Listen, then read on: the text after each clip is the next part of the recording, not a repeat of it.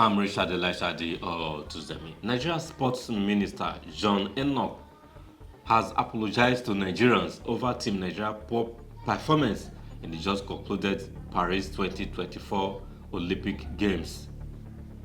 The Team Nigeria failed to win a single medal, and this is the worst performance in our Olympic Games. You get the point now? The only team that performed well and better is the the Tigers, the female basketball team.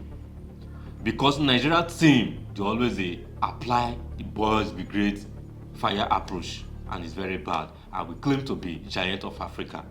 Even till now, after 2 months, Nigeria Super Eagles never see get Super Eagles manager after Finidi George resigned. Now we go wait until maybe 1 week to qualifiers for World Cup and Nations Cup. We will find who we want rush pick as Super Eagles manager, and it's very, very bad. Early preparation is very, very necessary. You get the point now? So team, after the Olympic Games end, so they don't start preparation ahead of the next 4 years. While Nigeria go wait maybe a month to the Olympic Games, now we go start to the prepare. And you expect to get better result. It can never happen. You get the point now? If Super Eagles never see get manager after 2 months, and we expect Nigeria to qualify for World Cup, observe how the sport minister laments over our Nigeria. In terms of what the ministry was supposed to do, either in terms of local camping, foreign camping, in terms of whatever, and I've taken a study and found out most of the things that are always a problem, Olympics after Olympics. And I think that what we tried to do was to make sure that we close all the gaps. If it's in terms of paying of athletes, they were paid in advance.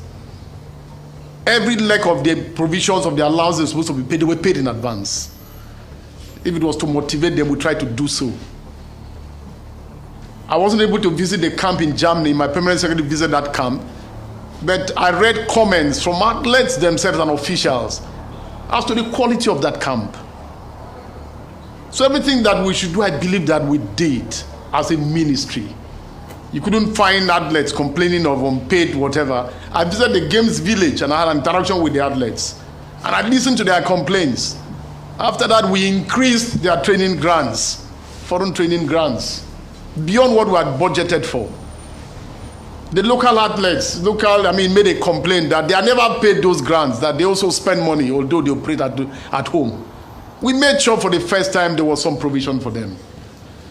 So at every point we've had to, a few things came up, of course, for which we've had to also respond as a ministry.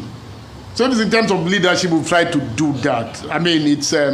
But I think that Olympics and the outcomes and all of that are always a function of too many variables. I'm talking about the training and the preparation, how much of it took place, the commitment of the athletes and their level of patriotism.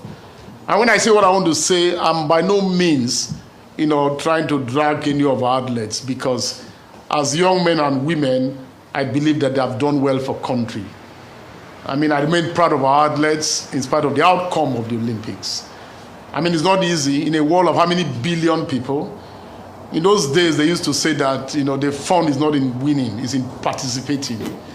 If you compete, you're an athlete, and you get to a point that you attend the Olympics, I think that there is no reason why a country shouldn't be proud. But I've also come face to face with a few situations, and I can mention this. I've watched games and seen Nigeria lose, certain times badly, and I've waited back to have a one-on-one with who competed. And I've had that one-on-one, and I've asked the question, how do you feel?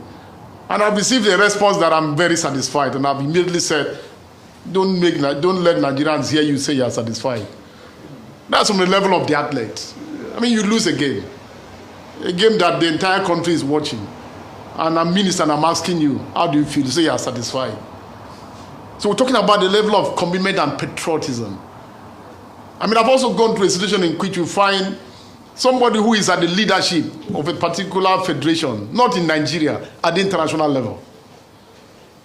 And the person's sport is part of the sport that has competed in these Olympics. And of course, that sport did so badly.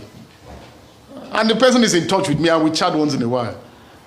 And there is no chat that betrays that. The only chat that I get is a picture of the person and some a colleague at the international level, a selfie. And I know the comment that that person makes in platforms on other matters very strongly. You know, so our problems are plenty. And there has plenty as that. You know, so for me, like I said, I started by saying that my takeaway from this is, what do we learn from what has happened? How much does that fire us in terms of what to expect in the next 4 years? As we get back home, how does this inform our level of organization? The Ministry of Sports has a yearly program, we call it National Youth Games. How much of what has happened now should get us to think about what to do to get those games to work more than they are working? The National Sports Festival comes up in January in Ogun State. How much of that are we going to consider helpful? And all of that.